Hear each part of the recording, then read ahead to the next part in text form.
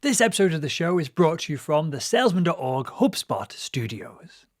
On This Week in Sales, we're going to be taking a look at how half of sales leaders say their CRMs are costing them in lost opportunities, if bots can make salespeople more productive, and how female salespeople are 23% less likely to be offered financial bonuses versus their male colleagues, and a whole lot more. My name is Will Barron. I'm one half of this show. The other half, sales legend Rich Antonio, joins me via the power of Skype. Victor, how's it going, sir? It is going good, Will. As you know, I just got back from vacation. I relaxed. I tried to reflect on my life. I even tried to reflect on This Week in Sales, and I said, you know what? I think I'm still liking hanging out with this Will Barron character. He irritates me once in a while, but all in all, I mean, he's a good guy. So I said, let's do it again. That's what I came back with. How's that? Well, after pondering on it, I'm glad that was the conclusion, because it'd be awkward me just speaking to myself on this show each week. Clearly, the show works best with both of us. And Victor, I wanna wish you a very happy, as we record this today, I want to wish you a very happy Marching Music Day. Oh, well, great. Really? It's also like this? National Really? Grammar Day as well. Grammar Day and Marching Day. Two things at one time. And one more. Tell me, I don't know if this translates across the ocean that separates us. National Pound Cake Day. Like pound cake? Yeah, we like pound cake here. Yeah. Okay. So pound cake, Grammar Day, and Marching Day. It's incredible, right? How they just keep assigning days. We should have a This Week in Sales Day. Let's just make it up. I like it when it becomes whatever it is month, or I guess the Chinese have it down best of the Year of the Dragon or the Year of the Goat and all these different things as well. So we will just my go favorite, for the monkey. The Year of the Monkey is my favorite. I don't know why. I've always loved monkeys, so I love that, Ben. I think my birth year is the Year of the Tiger. My partner, her birthday was some like really rubbish animal, so she was very disappointed in that when we last it was at a museum that we were looking at it. But with that, Victor, let's pull it back to sales. We better do before we lose all the audience here.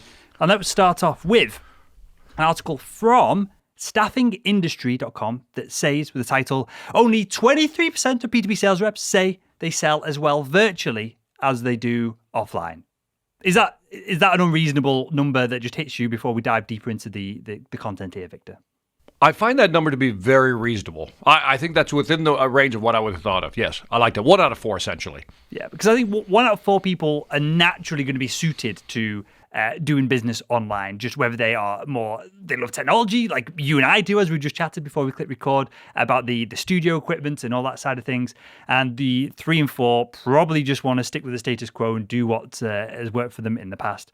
So research by Gartner found that 23% of B2B sales reps believe that they are equally as effective selling virtually as they are in a live on-site selling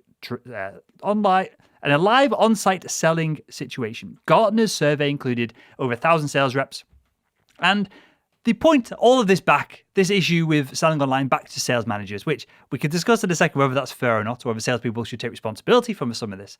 But they say, Gartner, the 3 root causes for sales managers' struggles on coaching virtual selling include 1, an inconsistent coaching culture, 2, inexperience with virtual selling, and 3, coaching skills. Oh no, I'm getting all this wrong. 1, inconsistent coaching culture, 2, inexperience with virtual selling and coaching skills, and 3, a lack of investment in coaching technology. Now, Victor, out of those 3, mate, I can go through them again if we need.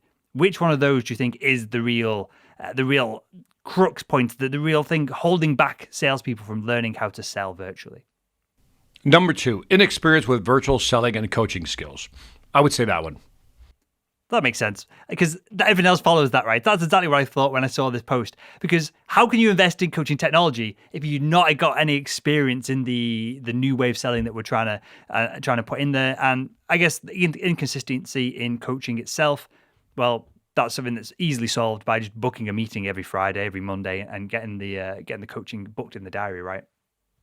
That one seemed kind of weak, actually. By the way, this inconsistent coaching culture. All right, fine. By the way, who's this? Doug Boucher? Is that how you pronounce his name? Doug Boucher, Senior Director Analyst in the Gartner Sales Practice. So we should shout out to Doug Boucher. I wonder if Doug Boucher questions some of this data. For example, number 3 seems like a real wanker excuse. Lack of investing in coaching technology? What the heck does that mean? What the hell does that mean? Well, what do you mean lack of investment in coaching technology? How much coaching technology you need? It's called Skype. I think it's free. Zoom, I believe it's free. So tell me, Mr. Boucher, what are you talking about? What do you think he's talking about, Will?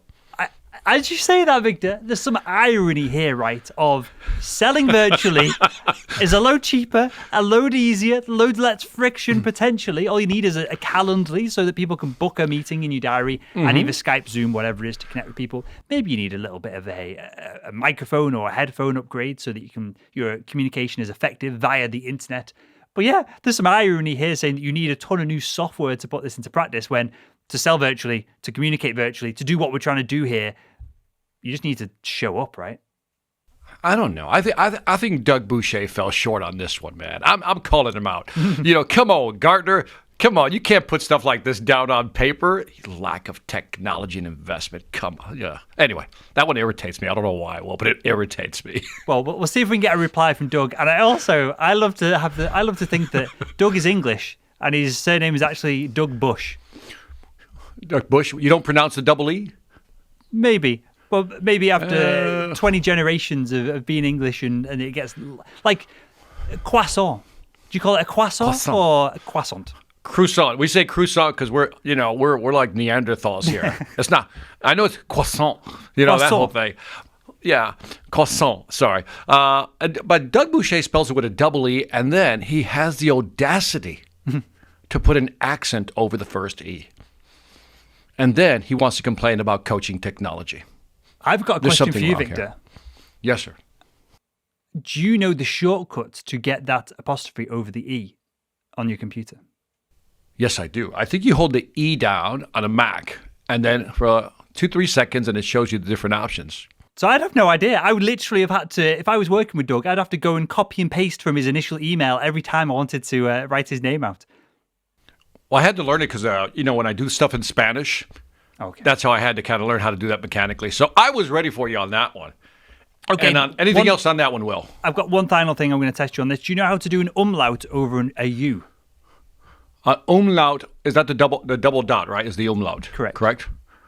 Over a U, I think you hold the U down. It can't be that simple. I feel like... It is. The Macintosh has fixed this for you, and it gives you different options. Sure. Go ahead, do it.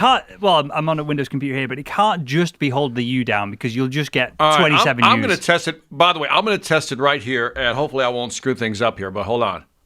Let's see. Hey, it's not showing it in the Word document. Oh, there we go. Wait a minute. Hold on a second. There's the E. I'm going to type an E. Oh, yes. Yeah, the bottom. Okay, so bottom screen I got set. Let me do the U again. I didn't see it. They show. Yeah, at the bottom. So bottom right, left-hand corner, it gives you the 4 options. So I have for the U, I have the umlaut. I have things I can't even, I don't know, some other type of symbols above the U. But I got 5 options, and I just hit the number 1 through 5 to get the option I want. It's that simple. Well, there we go. In a world where products are being commoditized, we're now shipping everything globally, and we're all communicating globally. Victor just taught me how to write people's names appropriately. It what's mind blowing? If you didn't use that, wouldn't it? I think it would. But you know what blows me away is that, before we got on this podcast, you were showing me all this wonderful technology you have on your side with the studio, and you don't know how to do an umlaut. I'm just like shocked, surprised, stunned even, Will. Stunned. Anyway, I'm even stunned that Gong decided to hire an EVP. Let's talk about that. Gong, revenue intelligence platform people. Gong, the people who have purple, yellow, and red on their website. Who are these folks? So Gong.io, if you don't know who they are, look them up. Gong adds former Tableau EVP Kelly Breslin, Wright, to board of directors to support massive growth. Can you smell it coming? I smell it coming. Gong, here is the announcement. Gong, the revenue intelligence platform, leveraging AI to transform revenue teams, announced today that Kelly Breslin Wright has joined the company's board of directors.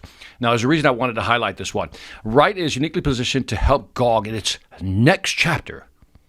You hear that, Will? Next chapter, with her prior experience leading companies through multiple stages of growth, from initial go-to-market traction to global expansion to...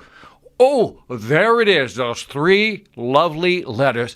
Expansion to IPO. That's where Gong is going. She spent 12 years at Tableau Software, where she started as the company's first sales hire, rising through the ranks to become EVP of sales, helping lead the startup through an IPO and an 850 to 850 million in revenue. I wanted to highlight this because I think Gong is just one of those companies that's a little 1 degree off center, and I mean that in a good way. They think differently, and I think this company is going to go IPO. It's coming well, and I think they brought her in to kind of say, look, by the way, I also like the success story here. They hired her, and I love this part where she started at Tableau software as a company's first sales hire. I love stories like that. I love one of those, I was frontline, I'm moving on up to the east side type of thing. So congratulations to Kelly. You go, girl. You took the words out of my mouth. That's what I took away from this story. I'm less interested in Gong and the corporate expansion and taking over the world, and I'm more interested in that story. I think that's really valuable for the audience to see that you can go from frontline salesperson to VP of sales and go through an IPO and drive hundreds of millions in revenue. Impressive. It's a success story, right? And the article from prnewswire.com, it continues, and I thought this was interesting as well. This is a quote. Gong continues its industry momentum, serving over 1,700 customers. I thought there'd be more than that, so we'll come back to that in a second. Which represent 75% of, and I assume they're saying Gong represents 75% of the revenue intelligence market. That's a big number, and that is an IPO number, right? If you own and dominate that much of a particular market segment. Yeah, I'm a fan of Gong. Like I said, ever since I interviewed the CEO, Amit Bendoff, and I think you've interviewed Chris Orlob. I think he's their product I've manager. Interviewed Chris years ago, and I've interviewed the CEO as well, but this was both years and years ago now. Yeah, so they're moving, man. I think I like this company. I just keep my eye on them because they're so different. And have you seen some of their new promotions, some videos they put online? And you could tell they have a different corporate culture. And I really, you know how people say they have a corporate culture? I think Gong shows you their corporate culture. So I think it's a cool company. I really think it's a cool company. And again, Kelly, congratulations. I think you landed well as part of the board of directors. Make it happen. I think there's real value, just to stick on this point for a second, of being a cool company. Because I see with the Gong employees that all seemingly more, and HubSpot do this as well. HubSpot have all their employees and staff on LinkedIn have the orange background. And I see Gong, they have this duotone where it's like a purple to blue fade or purple to green fade, whatever it is. They tend to have these backgrounds on LinkedIn. Now, if I hated the organization I worked for, last thing I want to do is brand my LinkedIn profile with the organization. But I see it both from HubSpot and I see it from Drift as well. Drift.com do this. And LinkedIn do this as well with some of their own internal reps. I feel like that is a relatively good indicator of how engaged and how interested you are in the organization that you work for, and fundamentally how cool it is if you're willing to throw on the brand's colors all over your own profiles. I think that's a great point. It's a real subtle point, but it's a great point. You're right? If you really care about the company and you're really part of the culture, you're carrying their battle flag in everything you do and everything you show online. So good point. For sure. And for this article, for all the links, for everything that we're talking about, head over to thisweekinsales.com. And Victor, I got in there before you. Usually you get all three of those plugs in before I even remember it, even though it's sat in the dock staring at me every week. And with that, maybe we need to automate the plugs and the adverts that we do internally, just like B2B sales can potentially be automated, because we're asking the question here in this article from diginomica.com. Can bots make sales reps more effective? So this is coming from Oracle. Now, By the way, I just want to interrupt and say that was a great segue. That was a great segue. That was not bad. Done. We're getting better. We're getting better. Cheers. Now you ruined the segue by interrupting me. We were doing great until that moment right there, Victor. Maybe they're just so shocking usually. I'm shocked that you actually did a great segue. I'm like, damn, that was a pretty good segue. I guess I got to tell them. I should have held back. I'm sorry, man. It's my ADHD. It kicks in once in a while. It has to interrupt. Sorry. Go ahead, Will. So Go ahead. This comes from Oracle, right? And do you think I'm fair in saying that we talk about Oracle far less than we talk about Salesforce, HubSpot, Microsoft, all these other large enterprise organizations? Is that fair to say that we talk about Oracle far less than It's fair to say that we don't talk about Oracle enough. Mm-hmm. And maybe because, what's the guy's name? What's the owner's name? The guy with the always, funding these big boats and these big yachts, and Larry Elston, I think. I'm guessing right now before you can get it. And so, yeah. Maybe we need to give Oracle more love. But Oracle's one of these companies that, they're in the background and they're doing, that's where the magic happens, if I can say it that way, in everything that's out there in technology. So I think it's interesting that we're talking about it. So good point. Let's talk Oracle. And the reason I asked that question is clearly they do $1 gazillion in revenue every year. They're as big as the other companies that we talk about. But I think you're right. I think they are in the background. They are doing infrastructure that other technologies are built upon. And fundamentally, especially in the enterprise space, they are used all the time. So maybe we need to, or maybe I need to, if I could take responsibility from this, maybe I need to take a little bit more look and care and attention at their blog. Because that's where some of this came from. So this is from diginomica.com. So Rob Tarkoff is the EVP and GM over at Oracle, is talking about Oracle's new digital assistant.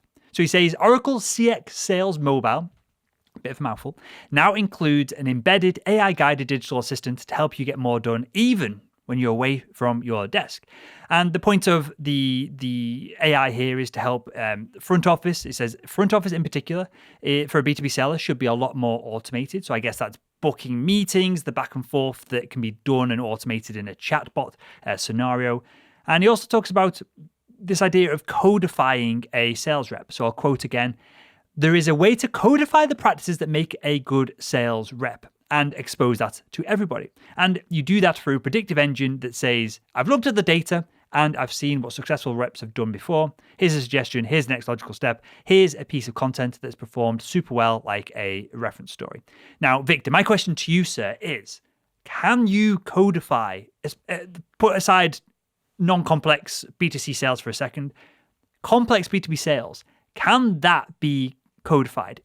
With enough data, enough time, enough processing power, is it really possible to codify the human interactions, the emotions, the negotiation, the branding, whether something's cool, all these kind of things that lead to a complex B2B sale being completed? I think Rob Tarkoff, EVP and GM of Oracle, has been sniffing too many data fumes. That's what I'm saying. Too many data fumes here. By the way, so joking aside, I can see that you say there's a way to codify the practices, and maybe I would insert the word codify best practices. Sure. Like, what are certain things that they're doing that are consistently showing up in all these successful sales processes / win rates? I would agree with that. What are some of the best practices? But to codify the salesperson, I don't know. I don't think we're that close to that yet. But I would insert the word codify the best practices that make a good rep. And I think that's what he meant. So let's give Rob the benefit of the doubt. Sure. So I had an author called Brian Christian, a researcher as well, on the Sales Podcast this week. So it'll come out probably about a month or 2 months from now. He's the author of Algorithms to Live By. And on the conversation I had with him, he's an expert in the decision-making process of a computer and the decision-making computer of humans.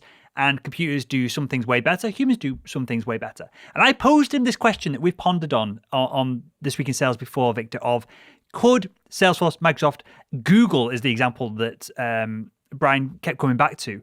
Could Google create a software platform, a software marketplace where everything is on there? Gong is on there, Chorus.ai is on there as a competitor, the pricing is on there, and Google will implement the software for you. They've got enough data centers, they'll run the software, they'll do all the legwork for you, and you just go on, one click, it's installed, you can start using it. I asked him if, for complex B2B sales, that would ever happen. Essentially, can we codify the sales process and put it onto an online form and allow buyers to to not have to speak to salespeople and to give them enough information so they can make these complex high-stake purchases? And he wasn't sure. I was convinced he was going to say, yeah, in the future, someone like Google with enough data can do that. Mm-hmm. And he genuinely wasn't sure. And it comes down to the fact that where's the trust in that? Do you trust Google to do all of this for you? Maybe. Some people do, some people wouldn't. Obviously, Google will have a vested interest in getting you to buy through their platform, like the App Store over Apple, the shenanigans that's going on, it's going through the courts at the moment of should there be other app stores available on the Apple iPhone, on iOS. Apple say no, because they can keep tight control of the Apple App Store, make sure that there's no nonsense going on within the apps, no spying, no spyware, no adware, no kind of hacking or anything like that. But they take a 30% cut for that privilege. So Brian was suggesting that seems like Google could put together some kind of enterprise B2B marketplace and have third-party apps on there. Third-party software products would be the easiest one to implement. But he wasn't sure if there was the level of trust and then the other human buying emotions, whether they would stop people from actually purchasing from it. So that's why I enjoyed this article. And that's kind of my conclusion of, can you codify B2B sales? It's not down to codifying B2B sales. It's down to whether buyers want to buy from a bot or a human. I agree with you. Let's take your studio for example, which I love. If you can program AI to figure out what pieces need to go into studio, it could probably figure out what pieces would go into a studio, but it couldn't be as creative as you are in terms of coming up with different ways of using the tools or the equipment. It wouldn't know certain things that, I guess, movements, adjustment, it's just too much to codify and expect a machine to predict that. And it's a simple example, but every time I see statements like this, like it can codify something, I'm like, really? I don't think we even understand our own brains, because I think there's an error, Will. And maybe I'm totally wrong here, so I'm going to go on the edge again one more time, is that we have this arrogance that we think that we understand the human brain, and we see it as a neural network, right? But it's more than just a neural network. Can we mimic a neural network? Of course we can.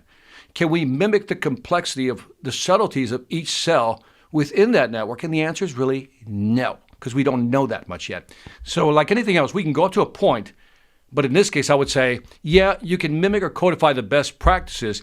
That's not going to ensure you that you're going to win the deal, obviously, but we keep getting closer though, Will, right? We keep moving the marker downfield, and I think that's a good thing. Yeah, and the issue of a lot of this is that humans make stupid mistakes that computers clearly don't, unless they're programmed to. So again, and I'll wrap up this segment with this, but the interview with Brian, he said that they've done experiments where they'll give humans a data set and they'll give the computer the same data set as the human. So they don't allow the computer just to go and find essentially unlimited information and make better decisions. And a lot of the time, humans make very similar decisions to the computer when all the data is laid out in front of them. The main thing that stops humans making as good a decision, which is an objective decision as opposed to subjective. They're not asking whether something's cool. They're asking, for example, is this a good investment, for example?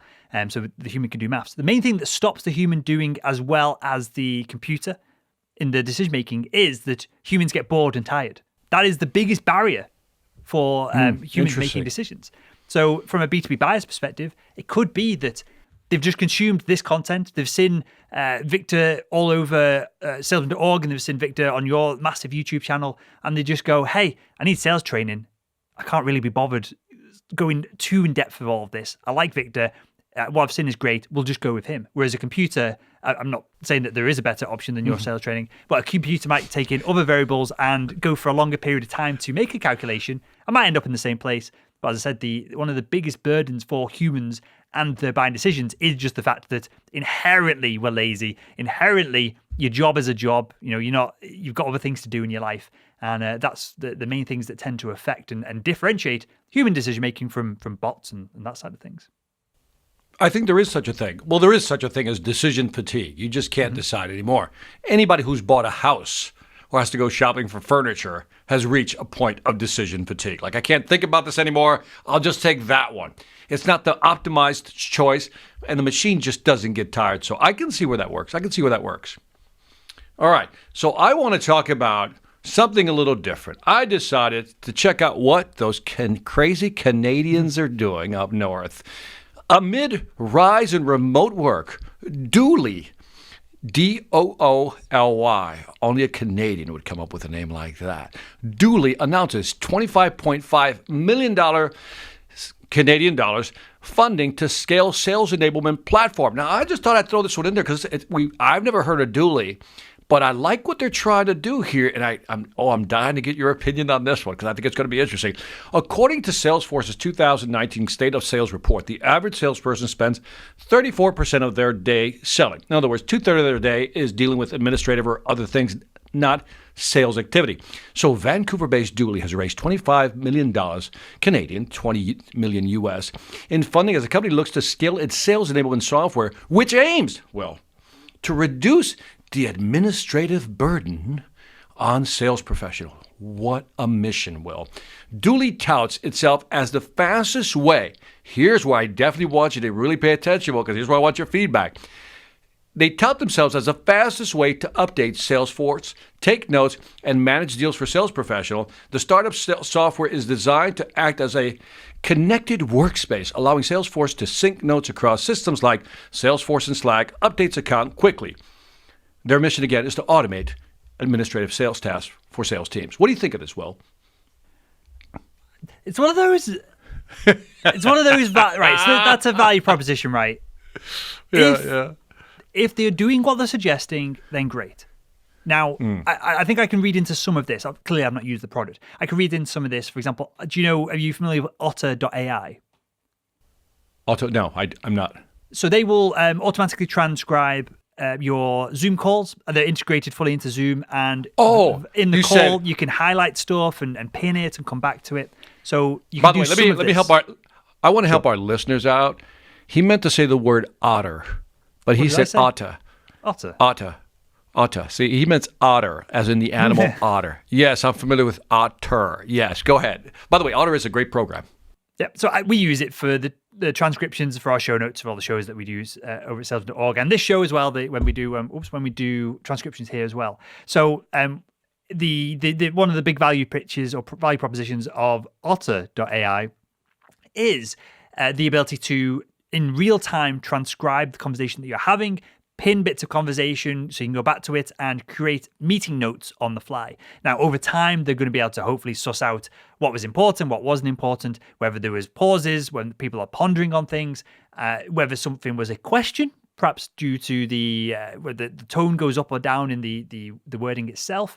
And so they can build out perhaps a list of questions that need to be resolved after the meeting. So I assume that Dooley is doing some of this itself. And if it is, then great. That's really cool. But I find that a lot of, whether it's to do with sales or out of sales, whether it's video editing, whether it's whatever production we're doing, a lot of tools suggest that they're going to solve all these problems fall flat on their face, in my experience, because the problem is there because it's important to do. So there's software that will say, we'll edit your video automatically. Well, it always comes out crap, and it's not as good as paying someone to edit a video. So I would have to use this, experience it, and if I have to go back over everything and double check it after it's been done, then what's the point in kind of speeding up the process in the first place? Great point. That was a negative spin, though. That was very negative. If it's great, I'll be all over it. Yeah, I mean, I'm trying to, it's funny because we look at technology stack. When we talk about technology stack, this is stacking technology on top of technology. And I'm like, well, why hasn't Salesforce or Slack, come up with this already? I mean, they got $20 million to spend US. They can do this themselves. So how is a Dooley coming in over the top? That was my question. Now, by the way, if you're listening to this and you're from Dooley, we'd love to hear your feedback, get your take. You can correct us, and we'll be able to talk about it on the next This Week in Sales podcast. And where do you go to leave your feedback? Go to thisweekinsales.com. I've got two things to mention here. Slack, which we'll come back to in a second. Mm-hmm. But you also, every time you said Canadian, you said it in a Canadian, as if there's the stigma towards the Canadian dollar versus the US dollar, Victor. There's some issues between the U.S. and Canadians. There's some issues. We're obviously much better people than they are.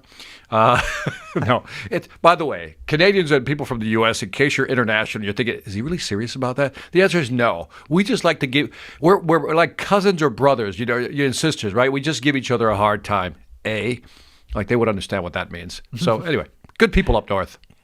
Good. And Slack, I didn't put it in the doc this week because this was news perhaps a couple of weeks ago, but have you been following the Slack acquisition by Salesforce and what Salesforce are proposing for Slack? No, I have not.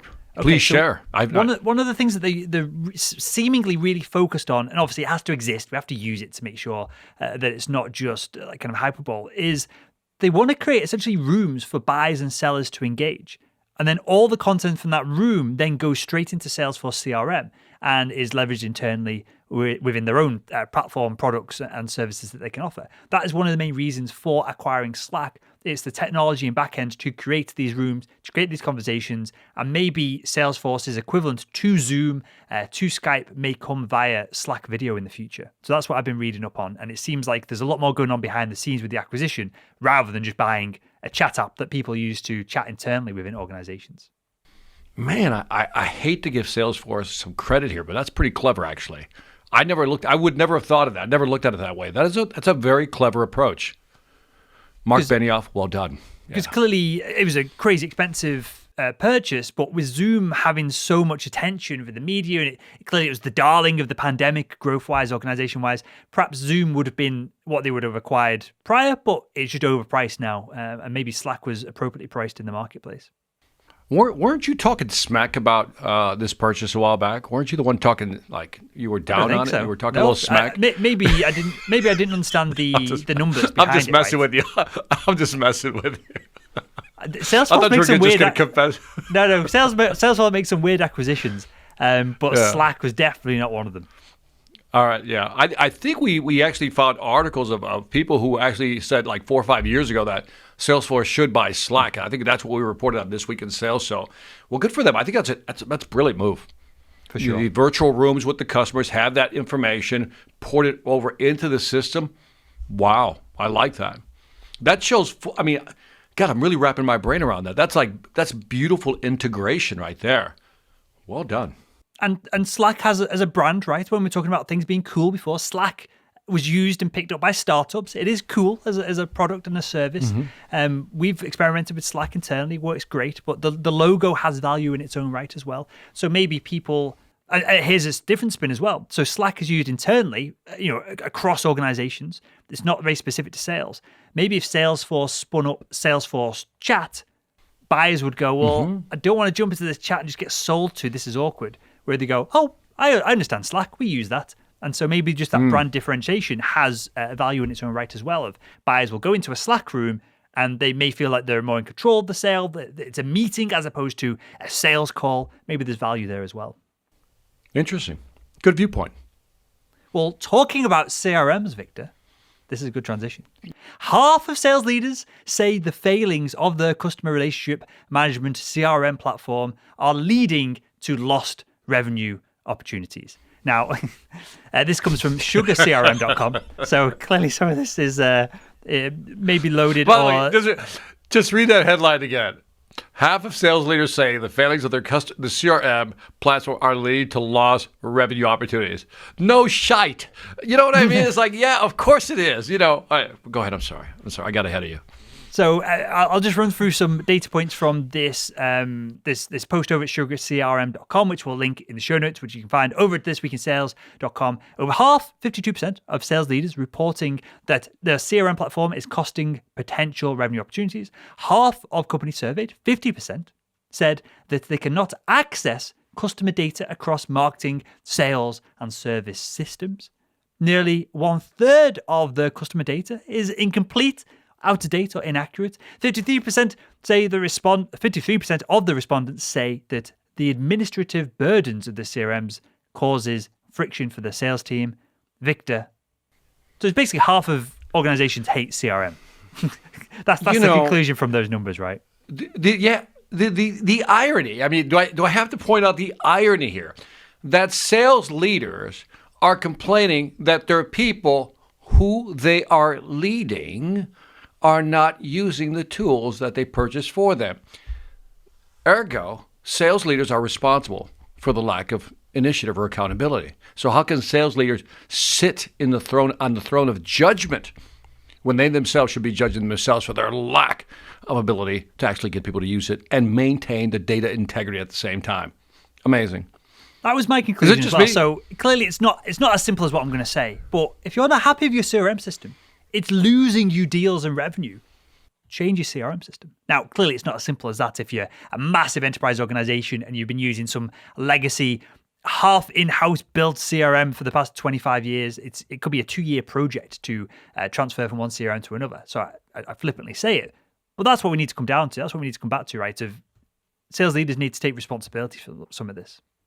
Yeah, I think there's this is just making me mad the more I keep thinking about this thing, because it's like if your CRM is losing you money, first quantify how much you think it's losing you. Yeah. And if that and that number should tell you whether you have a sense of urgency or not. Instead of, 50% of sales, over half, 52% of sales leaders reporting that their system is causing them revenue issues, right? That's how many people should be fired. 52% of sales leaders out of the study should be fired. Because you shouldn't be complaining about your system. You should be touting how well it's working for you to grow your business and grow your sales. I believe if I ask your board of directors, your shareholders, that's exactly why they hired you. Am I being too hard, Will? Am I just being too hard on these sales leaders? Nope. I don't think so. Nope, I don't think so at all. Now, this data isn't from, this data's across a decent period of time. It's not like in the past week something's happened with CRM systems that's kind of triggered all of this. This is over the course of a couple of years, I believe, over at sugarcrm.com, and the kind of reportings here. So yeah, it's not like this happened at the beginning of the global pandemic. It's not happened. It's not like there's just a big bug at the moment that's causing all these issues. People are sitting on these issues for long periods of time. I have a very nefarious thought right now. Could Sugar CRM just really be touting this so they can sell their CRM?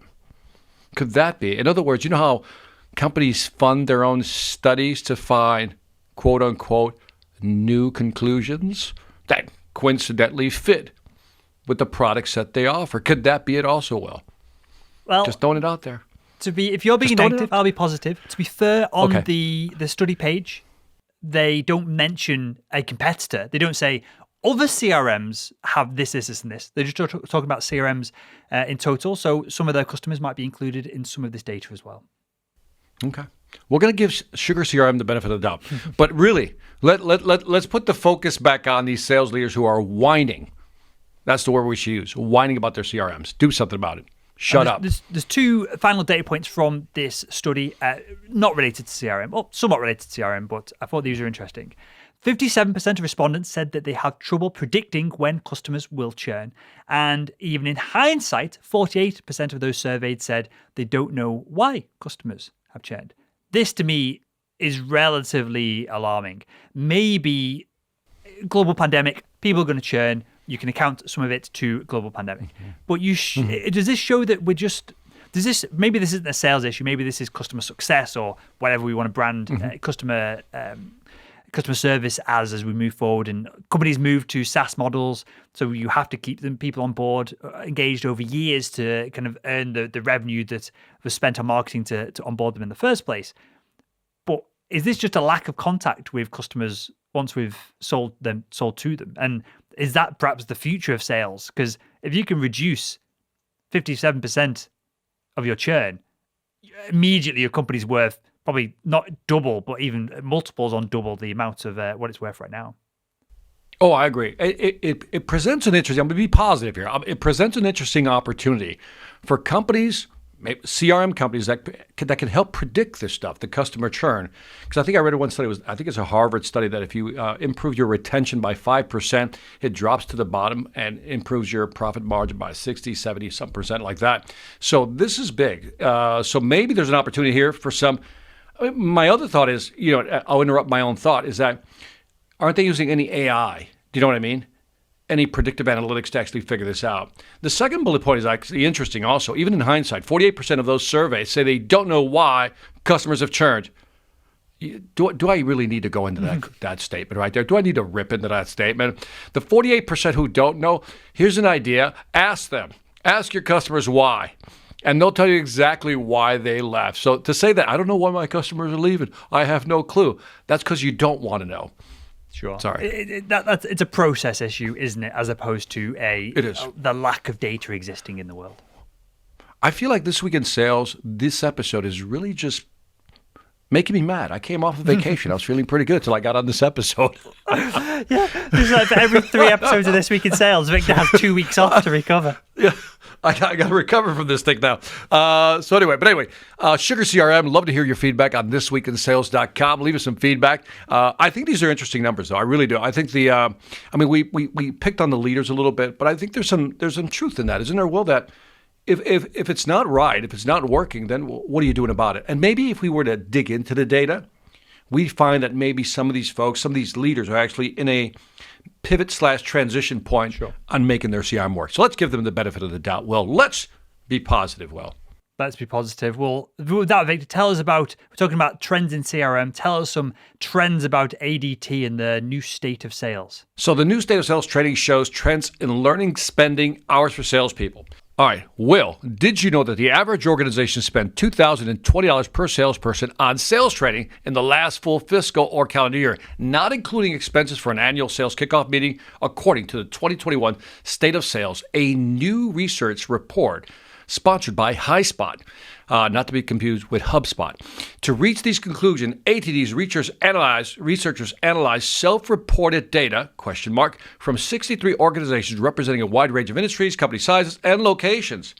And this is the part I wanted to highlight, Will, to you. So here's where the money went. 69% participants directed 69%, companies directed 69% of their sales training expenditures towards internal services. 26% was spent on learning suppliers like you and I, and only 5% went towards tuition reimbursement. These are courses, classes that people take. What do you think of those numbers, Will? First of all, is $2,020 per salesperson on sales training in a year enough, Will? So, I'm clearly biased on this because I have a product that costs about $2,000. It costs $2,000 because I've seen similar studies that have come to similar conclusions on this in multiple industries across multiple years. Now, I guess where I'm going with this is right now that number should be $5,000. The reimbursement on tuition should be way higher, and because of the pandemic, people need to reskill right this second. People need to relearn what they think they know. People need to go back to fundamentals and get that nailed. And perhaps it's social selling, perhaps it's learning how to use and understand digital body language and communicate more effectively over the internet via Skype if we can't go in and see our customers in person, if that's what we were doing prior. Our numbers should be way higher. Companies should be investing into their sales teams right now. Clearly, I'm biased. Clearly, I want to encourage spend because my business kind of relies on it. But the numbers that surprised me the most was the 5% towards tuition reimbursement. So I don't have a massive sales team over at Salesman.org, right? All of our staff, they can spend what they want. And as long as it's within reason, I'll just pay for any training that they want to do. Again, if someone wants to go on a $20,000 a year mastermind, they can get stuffed. But if they want to spend $500, $1,000 on a video editing course, whether it's learning design, or they want to buy some books, resources, training, whatever it is, I'll fund it because the return on investment is massive, right?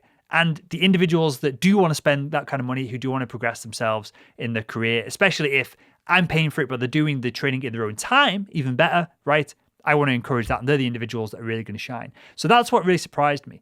What about you, Victor? Did any of those numbers surprise you? The $2,000 surprised me. Well, I'm thinking it has to be more than that. So I would like to see what companies were actually surveyed. Because I'd like to think that the large B2B complex sales technology type companies, SaaS companies, enterprise companies would actually invest a little more than that. Well, that seems a little low. That seems more like I don't want to say a small, medium-sized business type budget, but that's kind of what it smells like to me. Like they didn't really talk to a lot of bigger companies. I could be wrong though. Sorry to interject there. Do we need an extra data point here perhaps on amount spent per salesperson on sales training versus revenue per salesperson generated? Because if you are, selling whatever, B2C, small B2B deals, and your sales target is $100,000 a year, well, maybe 2 to 5% of your revenue that's generated on training is not an unreasonable amount, right? But like me, if your target's in the millions when I was in medical device sales, and you got to implement multiple multi-million-dollar contracts to even get close, because the spread of the deals in the marketplace and the kind of cost of benefit of selling lots of small deals versus big ones, then you should be spending. You should be having someone actively coach a lot more, right? You should be paying for individuals, teams, and removing all cliche stuff we talk about, removing that silo and building a team around the salesperson to help them have success. So I guess it depends. In my mind, I guess some of this depends on deal size or revenue generation versus the training costs themselves. But even in your typical B2C, let's call it low transaction sale scenario, $2,000 is still cheap. What are we looking at? 100? I can't do the math in my head, but if I take 2,000 divided by 12, that's not a lot of money per month. And so I think the number is ridiculous. Let me ask you this then. Let me turn this on its head. And again, I mean, you're clearly massively biased. As unbiased as we try and be, we're going to be somewhat biased in this. Should salespeople themselves be spending more than $2,000 a year on their own personal development? So that doesn't necessarily mean buying sales training courses. It might mean books, resources, other things. But should they be doing that? Is that a worthwhile investment for themselves? I think it is. I mean, you and I spend money on books all the time. We'll buy programs where we need to buy. We invest in ourselves. Every salesperson, I've said this before, should be a walk-in profit center. So if they have to invest something, invest in it. And I also say that if the company doesn't invest in you invest in yourself. At the end of the day, you're responsible. But to think that companies only spend that much per salesperson, the lead, I will say lead because marketing does play an important role in terms of getting leads into the actual funnel. But the people that are closing the deals, and I'll assume that we're talking SDRs, BDRs, account executives, field salespeople, are only getting $2,000 worth of training a year. Seems a little sketchy to me. That's just me. Fair enough. Well, we'll move things on from there, Victor, because I'm conscious of time. I'll give you the Walter update. Walter has the shits, and so I'm slightly concerned that if I overrun and my partner doesn't get back home from work in time, Walter's not going to have a fun time in his crate when he wakes up, which could be about half an hour from now. No. All right. So usually I'll chat with you for as long as we can. But poor Walter is he's finding himself, but he's got some runny stool at the moment. Well, I just want first-time listeners to know that Walter is his new dog, and we're going to cut this podcast short because he has the shits. Got to keep it real, Victor. Got to keep it real. This next post comes from HubSpot.com. We'll link to this in the show notes over at where are we? thisweekinsales.com. And it's on about, there's multiple points in this vast survey that HubSpot have done, but there's a few things that I thought we'll get to men's opinions on, rightly or wrongly. So the survey is entitled, or the title of the survey is Female Salespeople are 23% less likely to be offered financial bonuses than male colleagues.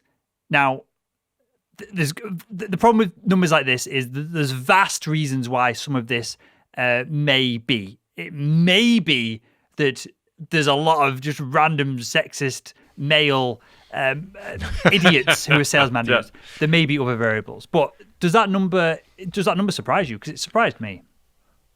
I don't know, Will. That's my honest answer. I don't know what that number should be. If it is true, 23%, I mean, we don't know the margin of error here and all that good stuff. I guess. I mean, I don't know. I mean, it doesn't seem like a very big number. Do you know what I mean? It just doesn't seem that big. But then again, I am a male, taking a male-centric point of view. If it was the other way around, I mean, I guess 20. I mean, it's a quarter, so I guess it is substantial. Sure. And more context on this, and this is really useful, and I appreciate HubSpot for including this data point as well. The percentage of women offered financial bonuses dropped from 41 to 33%, which is useful data in its own right. But the percentage has only dropped 1% of men, so it's gone from 57 to 56. So it's not that women are just being offered less financial bonuses than men. There's multiple reasons why that might occur. But the drop for women is far more substantial throughout the pandemic than the men as well. And again, there's all kinds of reasons potentially for this. But yeah, I thought that was useful for HubSpot to include the numbers to make a comparison. Because I hate it when studies, and I'm doing air quotes there, studies, right? When because it can be very manipulative for a lot of this. When they only give one data point, when they are trying to juxtapose an idea, put across an opinion, you need the two data points to really make that data valid, right? By the way, that's a good point. They're trying to take a balanced view of this. And I love reports that try to do this because there's so many nuances to why this is happening or why it's not happening. So, but credit to HubSpot for even having the conversation or have the the data cojones to have this conversation online. So good for them. Yep, and I think HubSpot we'll probably cover them more in the next few months as well because they've got a ton of these reports coming out. It's a big part of their marketing strategy, I believe, to push these things forward and to really start to become what we're trying to do.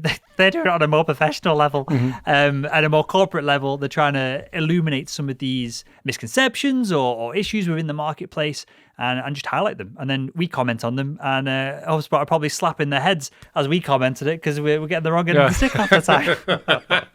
Well, the thing is, I learned to be very careful how I look at these numbers because, during I think it was the 90s and 2000s, more like 90s and 2000s, diversity training, I hate to say it this way, but was pushed to the forefront, came into vogue, so to speak. And diversity training is very interesting. Now, I'm 100% Hispanic, born in the U.S., but, family's from Puerto Rico. I'm Hispanic, and I always hated the label minority. It just always bothered me, right? And I would see these studies about how Hispanics, and they would do this whole, compared to a Caucasian white male, you got the Hispanic. And it's interesting because, I'm showing you some of the numbers were real, but in my sphere, my sphere of influence, people I saw, there were reasons why, right? And they varied from education level, they varied from ability to really communicate with customers. Some people got the spot not because you were brown, you were kind of white. It wasn't that had nothing to do with that. It had everything to do with some person just had more experience within a certain area. And it was more prudent for the business to make a certain decision. For example, I became vice president of Latin America. Why? Why did they skip over the Caucasian white guy? Well, because he couldn't speak Spanish. Okay, so I got the nod. Now, if that guy could speak Spanish, he probably would have gotten the job. So there's all these nuances. So I'm always careful when I read these data points, in terms of saying, well, let's look at the data even closer. So anyway, for sure. I don't know where I was going with that, but I just there's nuances. Let's watch that. Anyway. I'll leave it with this, Victor. As a privileged white male, 6'3", not particularly good looking, but not completely ugly either. There's plenty of people like me who are complete failures, right? Just being tall and white and a dude does not. I got to mention this. We were talking about this before we got online. That you're 6'3". You're taller than me. I'm 6'2". You're 6'3", and we were talking about the different studies that came out about how I told you about from a speaker's perspective that tall speakers, public speakers over 6 feet tall, typically garner more money, right? That was a study. And I think you pointed out some other study. What was it? You kind of referenced it a little bit. It's from Malcolm Gladwell's book, Blink. CEOs on average are 6 feet tall. He explains, in the US population, 14.5% of all men are 6 feet or over, so a relatively small amount versus the rest of the population. But among CEOs of Fortune 500 companies, 58% of them are over 6 foot tall. So that's, and again, we can read into this in many ways as we like, but that suggests that, and this has causation, causation, right? And I've looked into this a little bit more, just out of interest, since I'm 6'3", right? And they've done studies. It's been physically studied. This one data point of they have multiple people, and you go into a room. You have a short dude, you have a tall dude, and the individuals ask a participant who doesn't realize that they're in the study yet to move seats, to give them this, to do whatever. And there's more authority given. There's more persuasion from the taller person for whatever reason. And we could go back to kind of Neanderthal versus human kind of battles, and probably going to listen to I'm skinny as heck, right? I'm lanky, but you're probably going to listen to the 6'5" massive dude when he tells you to do something. If you're small, if you are weaker or less strong to that individual, so it probably goes back to the ability to look after yourself back then. It's deeply wired in our brains that you don't want to say no to someone who's tall or particularly muscly or whatever it is, because you don't want them to bash your head in with a rock. All right, we've gone down that rabbit hole far enough. I think we'll stop there, and I'll pull it back by saying, I read this great book, and it came out, it didn't come out this week, it came out in September 2020, a few months ago.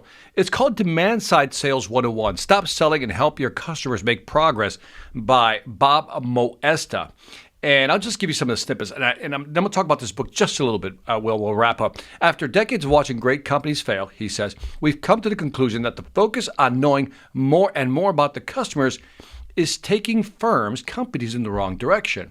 And this is what they really need to hone in on is the progress that the customer is trying to make in a given circumstance, what the customer hopes to accomplish.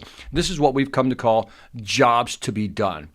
And I really love this because in the book, it talked about how customers, they want to move from A to B, right? They want to make progress. That's the word they use. And they hire, this is the word they use, they hire products, tools, services, people, whatever they buy to do that job.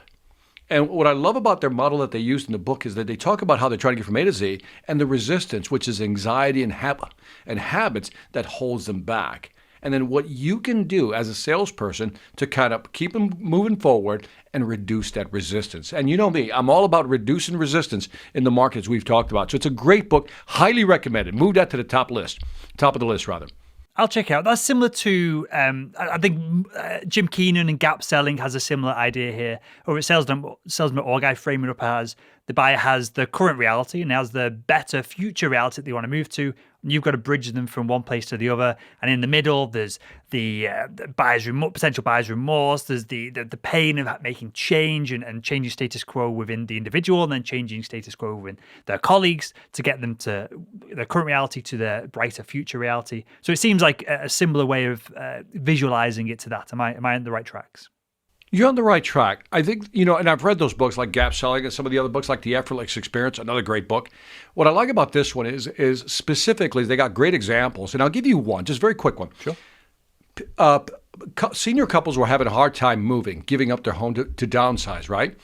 And so they couldn't figure out why. So they do a lot of interviews. And one of the things they figured out is, and I'm giving you the shortcut here, is that the dining room table was one of the biggest issues they had.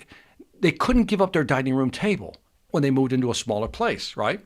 So this construction real estate development company started including a small room so they can put their table, right? There, and they shrunk the second bathroom a little smaller, so that reduced that resistance. But they also gave them moving service for free. They also gave them 2 years of storage on property for whatever furniture they didn't have had left over for free. And this was my favorite part. They created an area within the development where you can sort the furniture you want and discard those you didn't. And it's that whole thought process. So the market, I think, was going down 49%, had been down 49%. They grew 25%. Just by understanding that the real fear had nothing to do with buying the condo, had everything to do with, I really can't give up this table. There's too much history, too many family dinners around that dinner table.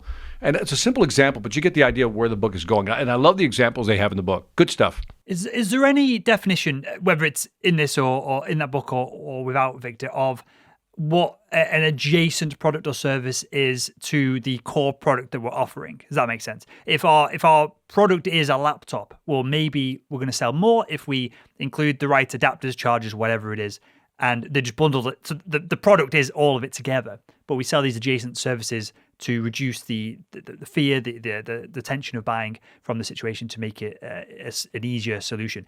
We lube the buying process with these extra add-ons, right?